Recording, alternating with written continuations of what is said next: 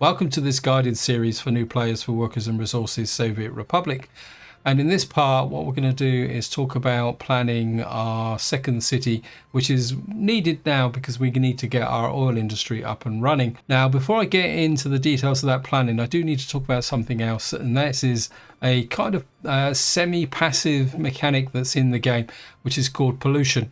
And when I built this first city, I kind of skated over it very quickly, simply because it's a very difficult thing to explain until you've actually unlocked the necessary tech. Now, probably the best way to describe pollution is that all your industrial buildings, depending on their size and capacity, will produce pollution.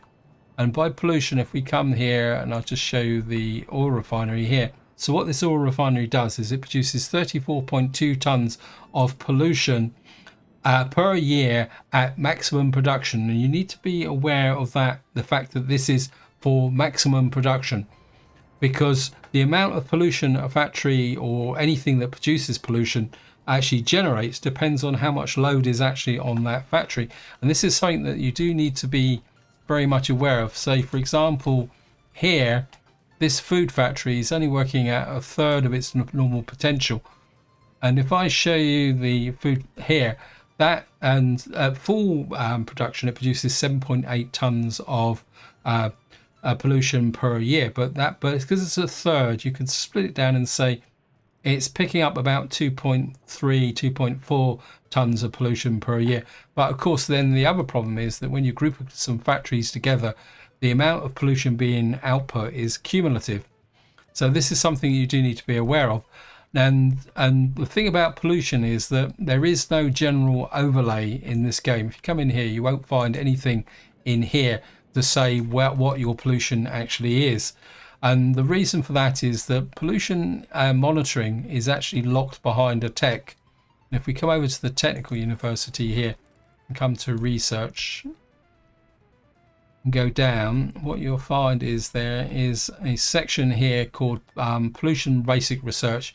And to be able to see the pollution, you need a pollution detector. And then below that, you've got a number of options where you can reduce the amount of pollution being output by your industries. It's also worth noting that while the primary source of pollution is industry, and that's what is only relevant with this game, but if you play with water enabled, if you are dumping sewage into the local lake, which say up here, and especially if it's not treated, you will create a pollution hotspot. And the other big one is if you're playing with waste management enabled, if you for some reason your waste is not being collected efficiently, your waste will actually start to pile up in your city, and then that will cause localized pollution within your city, and that can lead to poor health. The other thing also is that the dumps in waste production have a lot of pollution. And then you've got the granddaddy of them all, which is the actual incinerators. I can't show you them here because we don't have it enabled. But the incinerators are some of I think the large one produces about 54 tons of pollution per year. So you don't want an incinerator within about 1.5 to 2 kilometers of your city, because if you do get it closer, you can end up with lots of problems. So in order to be able to check the pollution, you click on the monitor, and what you'll see here is that you've got view actual pollution. The dosimeter allows you to review your radioactive pollution, which is, to be honest, something not worried about until you actually start creating nuclear fuel. Then you get this stat here. It tells you the maximum pollution that the detector is detecting, and then also the average pollution over the area that the detector is detecting. And then above to the right of this, you can set a notification level. Now, personally, I leave this switched off for two reasons. One, it tends to constantly produce messages, which is incredibly irritating. And the other one is that I don't find these numbers particularly that important. What I prefer is the visual approach, which is you collect on here, and if we went at a quick flash, what you'll see is that the pollution pushes out in a series of dots. And one of the best times to actually check pollution is actually at night, when the day-night cycle is, especially in winter, because these dots have a nasty habit of fading into the white background. Now, obviously, the red dots represent the the area of densest pollution. Then you can see the dots fade out, and if I zoom in very closely, you see that it goes to various shades of green, to pale green, to then full green, to basically says that there's no pollution in that area. So at the moment we've got a very good gradient coming in from here. It's also worth noting that we've come out from winter, so the heating plant is been working hard all winter, so the pollution's been pushed out because of the effect of the heating plant.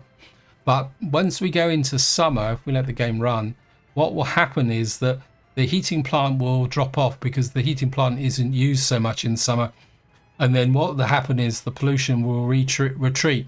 So this is something you do need to be aware about, that the pollution itself can expand and contract according to how busy a factory is, how hard the heating plant is working. So pollution is a little bit dynamic. And the other thing you can also see sometimes is you get an odd patch of pollution like this, seems to drift off on its own with no apparent source of where it's coming from. I've got absolutely no, and to be honest, I've got no explanation over why that happens, but you can get it from time to time. It's almost like if you get a big concentration, then it will just drift away in a form of a cloud. I don't know there. Now, although this game has wind in it, wind does not, there is no wind direction. So despite the fact the smokestacks are kind of blowing off in this direction, it from the point of view of pollution, it's absolutely meaningless. So that is pollution. Now, what is the consequences of pollution? Well, if pollution gets into your residential areas, they make your residents sick. And what that means is that sick workers don't work. And you can see we've got one person off at the moment due to sickness. That's probably part of the random sickness mechanic of the game anyway. And the other element of your workers getting constantly sick from, say, pollution, what that does is it reduces the average lifespan of your workforce. At the moment it's 85.959, which is pretty good. It can also increase the death rate because when someone's sick, there is a random chance that they will actually die. So while you can tolerate some pollution getting into your residential areas, especially if it doesn't last very long, you don't want any persistent pollution over your residential areas, not unless you're prepared to deal with the health issues. And of course, if you have constantly unhealthy people, that will eventually have an impact on happiness, and then we get into the realm of productivity. So the idea is that when you're planning industries, you need to be aware of this kind of pollution gap that you need to build. Now I've tried to kind of scoot around the Reddits to give you an idea of the levels of pollution, and bearing in mind what I'm going to be talking now is the cumulative pollution for an area like this, because like the food factory only produces 7.5 tons, but then the clothing factory, I'm clicking on the wrong one here, the clothing factory the fabric factory produces 8.2 tons, the clothing factory produces 4.4. I can't remember what the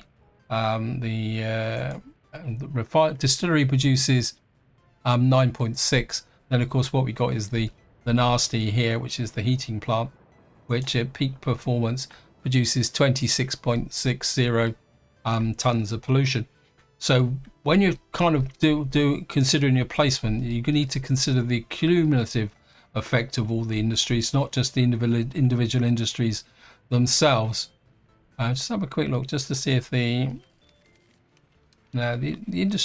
pollution's starting to retreat a little bit, but it will take time. Now, the figures I'm going to talk about now, I've got from a Reddit. Apologies, I can't remember who actually posted this.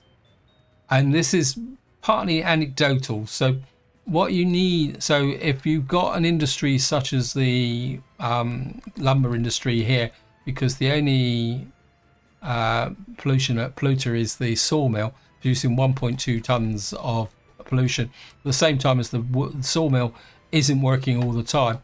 Anything less than 3 tons of cumulative pollution, you can put that kind of around 300 meters away from residential areas with reasonable levels of safety.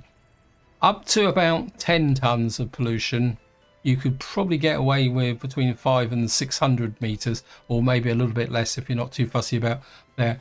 Once you get above 10 tons, you are now starting to talk in terms of 700-800 meters, and that's the kind of measure that I'm using now with here, just to show you. If I'm kind of measuring this out, we'll start roughly in the center there, and you can see this is 800-900, but of course the distance from here to here is only about 600.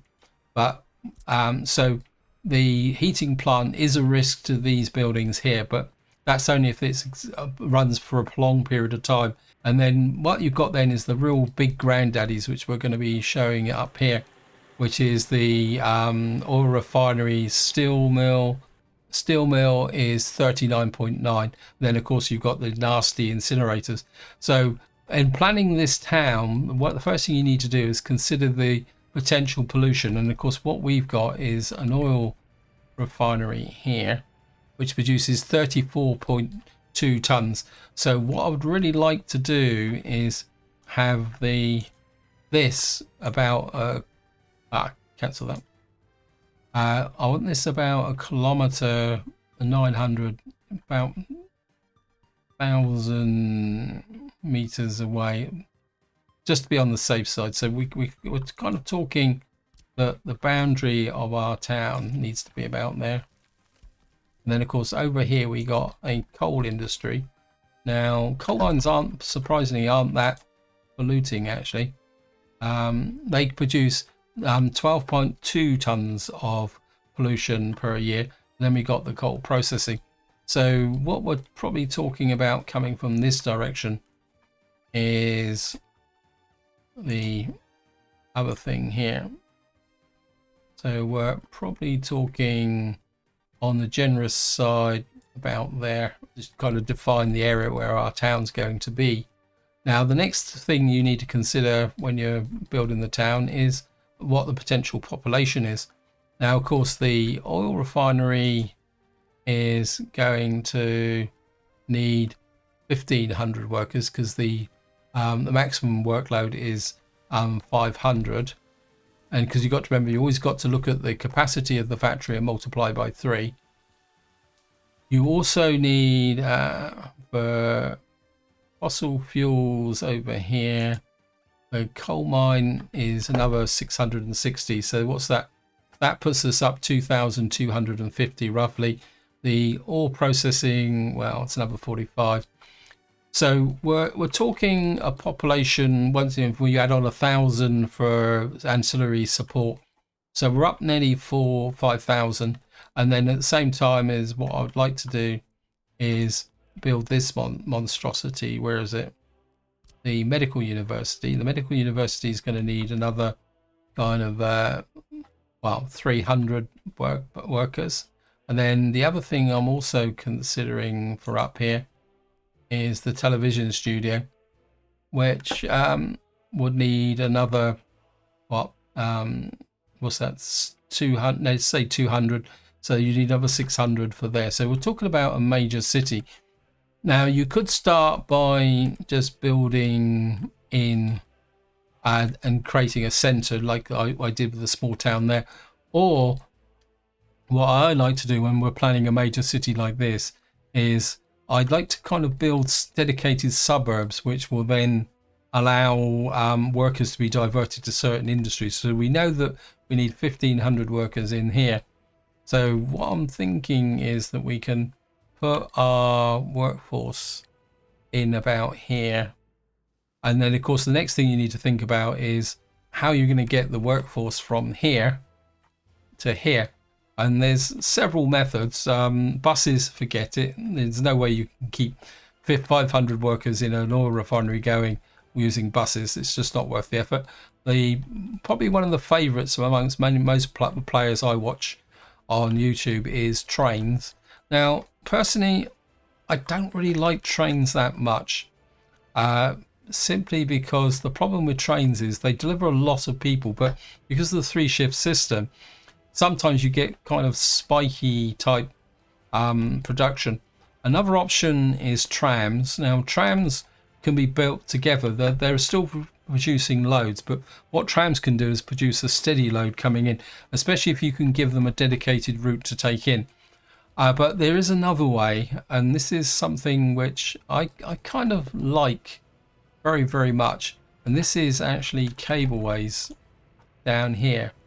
And the advantage of a cableway is the fact that what you get is groups of workers being delivered constantly. So what you can get to if you get a really good cableway going is the workforce being constantly topped up. So what you get is a fairly steady supply of workers, but in order to do that you need a pretty good cableway, and more importantly you need a good source of workers who are all going to be going to the oil refinery. And this is the reason why I'd like to build in suburbs rather than try to lump everyone together and let them rove. So what I'm going to do first is I'm going to put together the cableway here, although I think we might be now what you've got to pay attention to is the little mauve chevron, which we need it to go that way. So I think, wow, we're actually going to have to do some terraforming. I don't normally do this actually. Actually, I can take advantage of this, and we're going to cut this corner off as well. Just fill in this lake a little bit. Oops. Oh wow. Okay, I'm spending money. I didn't realize I had auto purchase on.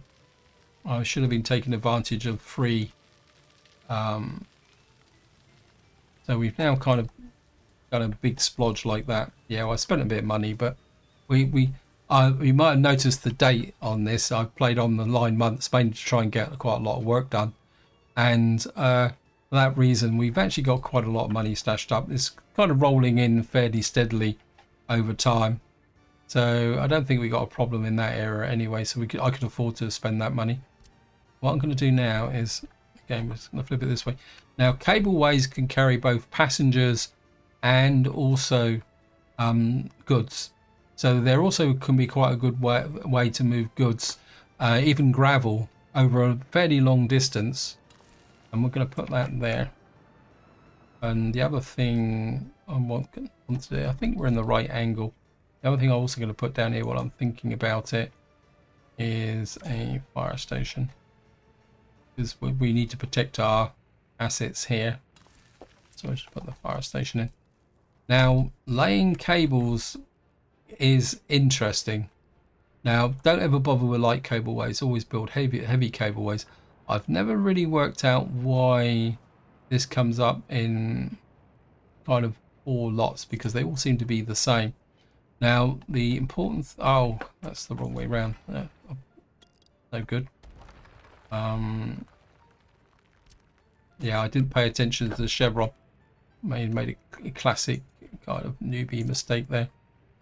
Again, I was more fixated on the road connection rather than the actual thing. Let's do as well. Put you there.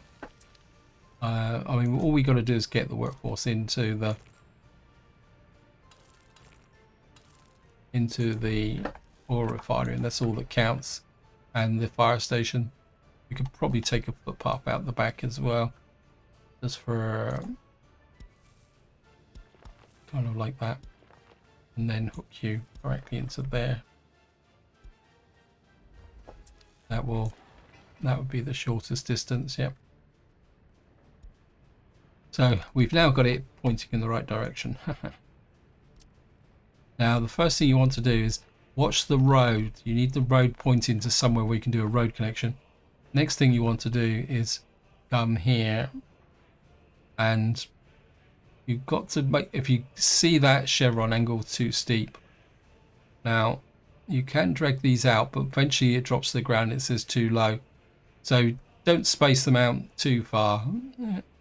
And what we're going to do is, now the annoying thing with this is that when you the annoying thing with cableways is that when you actually place them, they disappear. So you do need to pay attention to the fact that they are connected.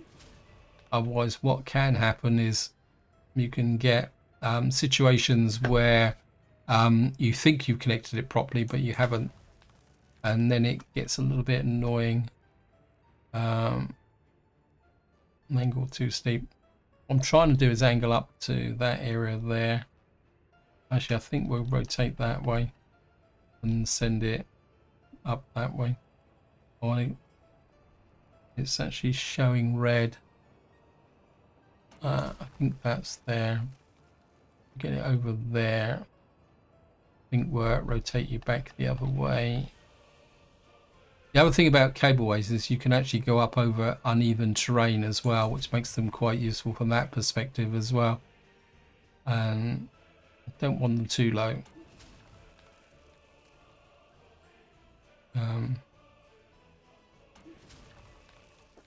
Right, so we've now got to this point here, and that's our kind of rough border edge. If I remove that now, it will leave a kind of muddy scar on the map anyway. So the question is, do I want to go further north than this? I think I might go one more tower.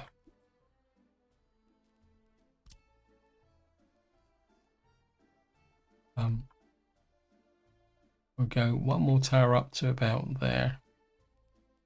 Where's the road? The road's about there. So let's go there. And then what we're going to do is put the cable station in here. Generally, I mean, you can push them out a long way, but I'd prefer to have them fairly close in like that.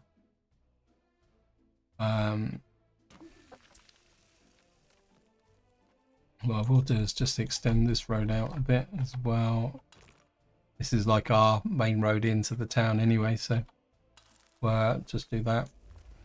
And then I think we can bring that road into there as a marker. So what we got now is our cableway, and what we want is 1,500 workers. And this is where it's going to prove interesting. I'd like to come out of here. We're going to go straight asphalt. Will that work? Yeah, I think we can get some space there. Now we want blocks, power blocks. Now I think this is our best accommodation. 220 workers. We got the Dnipro flats. These are a different order of magnitude. I've used them, but to be honest, I'm not a big fan because, I mean, they are in the Ukraine DLC. So if you haven't got the DLC, you won't have them. And you can see this is 600. So 4 of these would literally give us more than enough of our workforce. But personally, I don't like them. These are not very good quality. I think it's the choice between 180 and I think we'll go with the 220s. And what I'm going to do is we're going to start.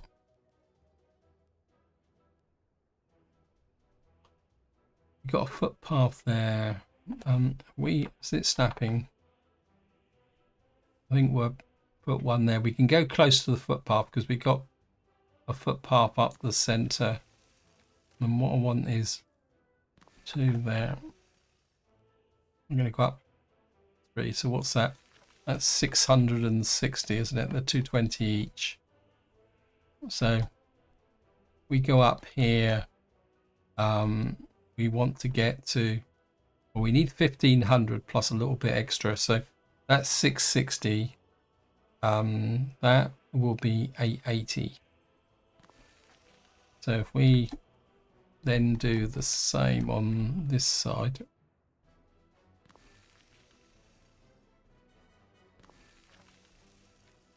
Like that. That will give us the workforce we need. This one's slightly out of a line, but we can live with it. And then what I'm going to do is run another footpath up here and one across like that. So what we're going to do is just box everybody in with footpaths really tight like that. You can come there, and then you can come across the front like that. Shoot out a little bit like that so we can get a square corner here. Actually, do we need a square corner? Yeah, I think we'll leave a square corner like that, and then we'll run through like this. Oops, the game just dropped a save right on front of me.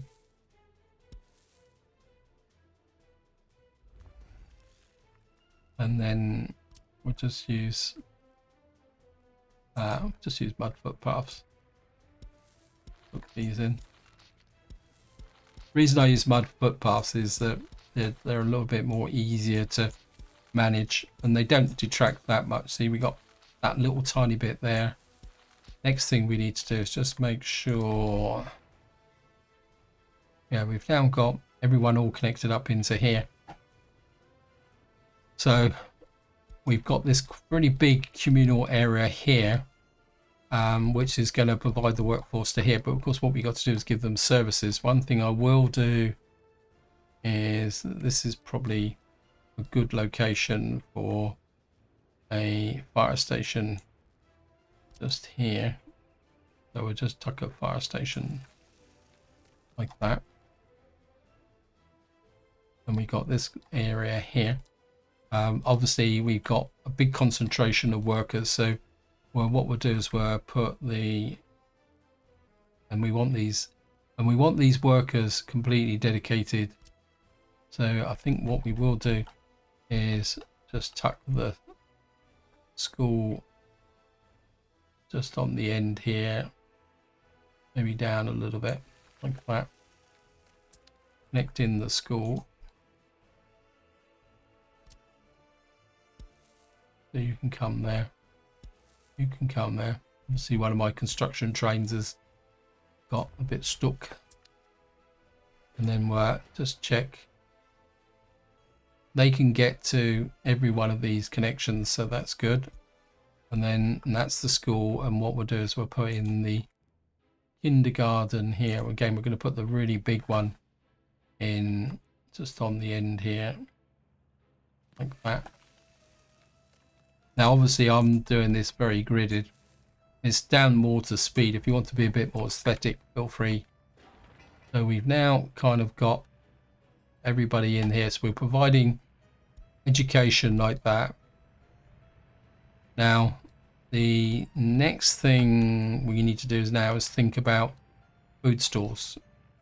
Actually, do we need food stores? Or my inclination is to, we may want to put some extra workers here, because this is our load workers to go to over there. And about in that hospital, I'm kind of thinking if I trim these back like that, we could feed in the hospital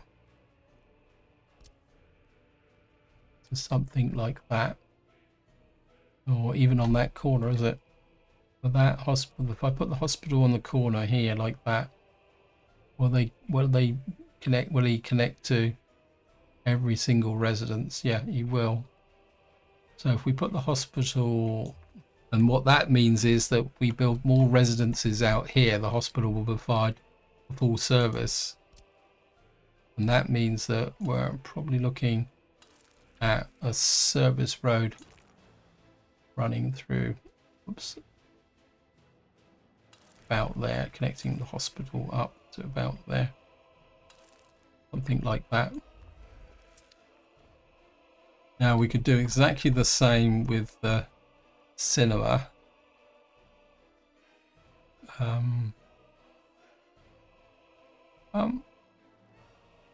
House of Culture. No, I think we'll stick with the cinema. I don't want to complicate this too much. So say for argument's sake we put the cinema there, and then well, just connect you up there. Just make sure the cinema. Yep. So we've now got there, and we've still got the capacity to come over that side. And then the other thing we need to provide, I'm just going to push out this way again, is now the indoor sports, the indoor pool. This is going to be quite a big area, so I think we don't really want to share the indoor pool. So maybe we'll just tuck the indoor pool down into this area here. That will provide some of the sports facilities for that, and we can then come here. You can come out that way. So we've got to provide sport, culture, health, and what we need is food. Kind of thinking a market here. Now, I don't want to put the really large one in. I think we can get away with a small one. That's 28,224. That's the Okian. I actually quite like this supermarket, but it's not actually official. So that's 180. That's 130. That's 25, 150. I'm looking at the storage capacities more than anything else.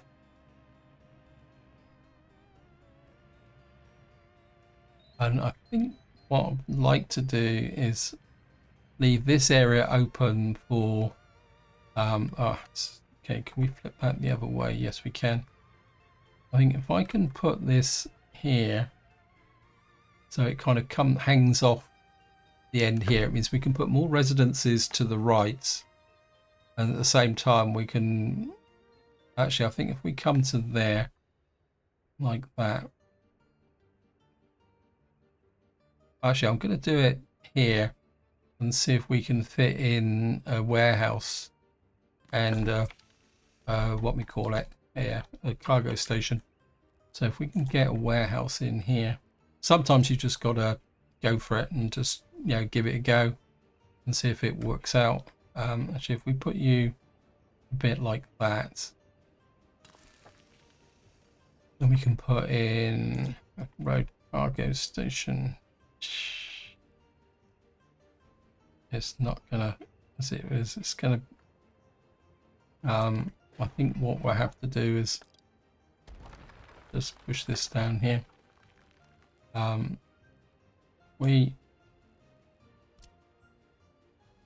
I push you really tight up like that with a slight angle.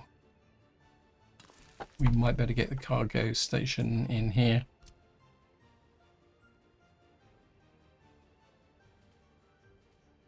Suppose I could put it onto the main road, but put you in like that. Of course, we'll have to, don't want to disturb the guys laying the, that can go there. And that gives us the food. Just double check. So get into that corner one. I'm not feeding it that. Yes, it is. Yeah, that one's getting it. Because we need to make sure there's a good supply of food. And what we can do is put a road up through here when this is built, and then what we can do is build into this area. Now, the other thing I'm going to put in is a bus platform up here. Hopefully.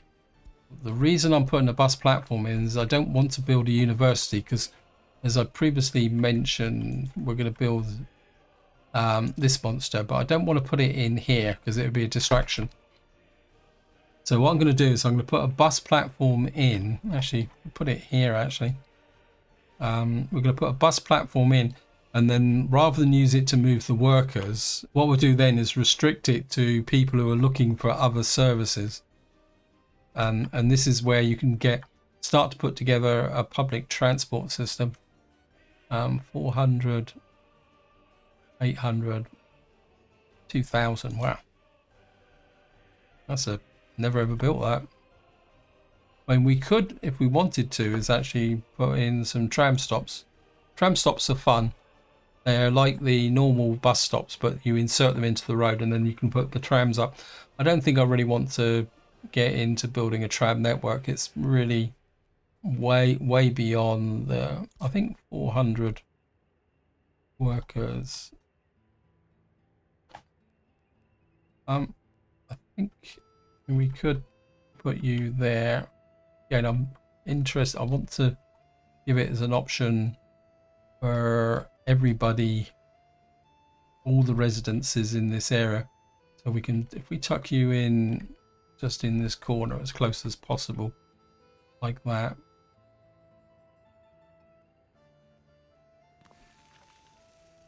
And then we can build that into there, and then we got another one coming out this way. And what this will act as a platform for residents who want to find other services, i.e. the university, anything else like that. We could put some cultural buildings in as well. But what I want this is to be a very tightly self-contained area for our main area. And then what we can do is grow out the town to provide support over to this way. So I think we've kind of got most of the things in place.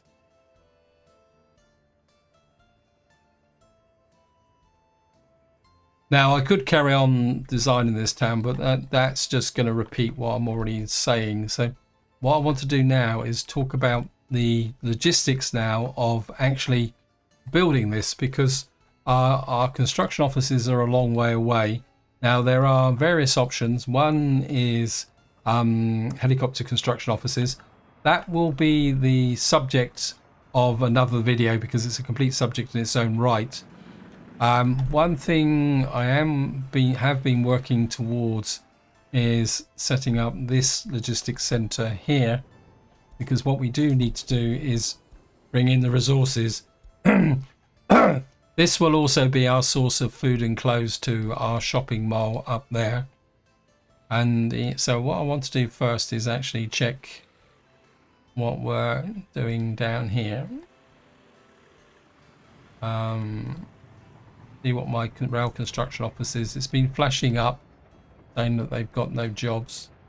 And what I've been trying to do, and if you notice the date, that I'd really pushed on hard with my the actual game, because I'm trying to get all this built in at the moment, so that we can start to move the various goods that we needed from here over to our construction site, because the alternative is, well, we have to import from the border. Now what is these guys doing? They're not doing anything at all at the moment. Now one of the problems you get with building at long distance is the time it takes to travel. Now workers on a construction bus will only travel so far. I think it's 5 to 6 hours. I think we're in range now because I actually built these using this construction office. But the problem, the fun starts once you actually, what we can do is start to fill in these. Actually, I want to build these tanks and stuff first. Probably build that and that. Just queue up everything here for the moment. Yeah, so so we can build at range, but it gets a bit icky in the winter. So what I want to do is, we got this crew here who are kind of, they've finished. Oh, we can put them on these roads here, get them built. There's also a couple of footpaths here that they could probably benefit from. But because we've got a customs shed here, what I want to do is we're going to build another construction thingy bob. Can I get a 16 in there? It'd be really nice if I could. We could push it out further and so put you here. It's, yeah, I think we can put you there. The other thing I want to put in is a gas station. Have you got power? Yeah, you've got power. We need a gas station out here, because we've got a gas station here, but what we will eventually need is a gas station here for the trucks coming in and out of this area. I don't know whether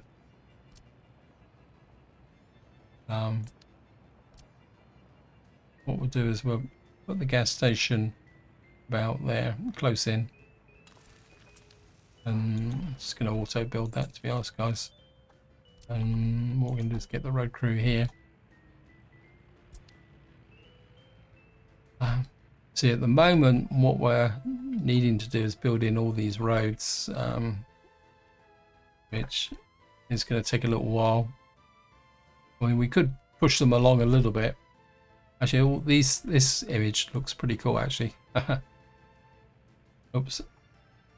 Is when it's all kind of highlighted in yellow against the night sky.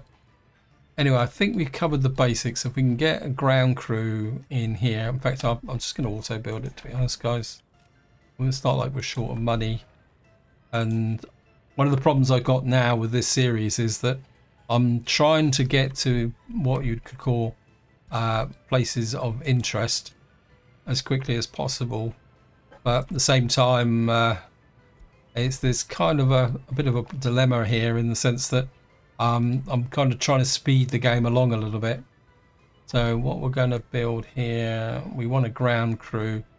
So what we need is, well, we're going to need some dumpers. What's our best dumpers now? Capacity. We got these ones here. We get 1, 2, 3 of those, 4 of those, because we need to deliver asphalt. We're going to need some concrete mixers. It's our best concrete mixer now. 87, 13 tons. Ooh, yeah. Yeah, some of those. We're going to need excavators. What's up? Only got this thing, have we? 28. What can carry you? The MZ4s. You're 62. What's the best speed? Mac Blackbats. So it's the MZ504. So buy a couple of MZ504s for open holes. Capacity. A couple of those. We will set deliver mechanism by that, and I'm going to turn off the auto detect because I don't want you messing about with buildings. And so he's already picked up stuff here on the shorter range, but I don't really want you working on roads. Most of this is already underway. What I really want you is working on some of this other infrastructure. So what we'll do to begin with is get you working on that. Actually, they could help with this area, although I think most of this now is got to the point where get you building that and you can give an assist with the road crews out here, so you can give an assist with that and that and that, and then what you can do is get in amongst these buildings, and then we can start putting everything together very, very quickly. And I suppose just to finish the video off, we're going to have to build some, we only need gravel roads for this, so you can hook to there, you can hook to there. This is the downside of doing these. You can, I don't really want too many connections onto there, so we'll create a kind of a little bit of a pattern. Fire truck station is up there, so and run this through. Whoops. And you need to go that way. So what we'll do is bring you through there like that. Hook you up to there. Actually, probably the best way to do this actually is I bring you in there, and then we can just kind of tidy up this mess a bit, and then you can come there like that. And what that will do is provide the service roads out to here. I must admit, one thing I don't know, and I can't tell you actually, is whether these were actually subject to deterioration and would need to be repaired. I know they won't catch fire. So we've now got our infrastructure out here. Things are working quite nicely. We've got this laid in. We've got our guys here working on there. We can add more to this as we go. In fact, what we'll probably do is turn this into a full-blown construction things. But at the moment, I only want these working on groundwork simply because I don't really want to use foreign workers there, because in the next part we're going to go to helicopter construction offices, which we're going to be using to build a lot of this out here by that method. But in order to do that, we're going to need to set things up. So this is where I'm going to leave it. Hope you enjoyed the video. Hope you found it interesting. As I say, don't feel that this is a default layout of a city. As long as you've taken in the principles of taking into account the spread of pollution, the need to supply your workforces to your industries safely, and also getting together this ability to concentrate your workforce into certain directions, you can build whatever you want beyond that. So until next time, whatever you do, enjoy your gaming.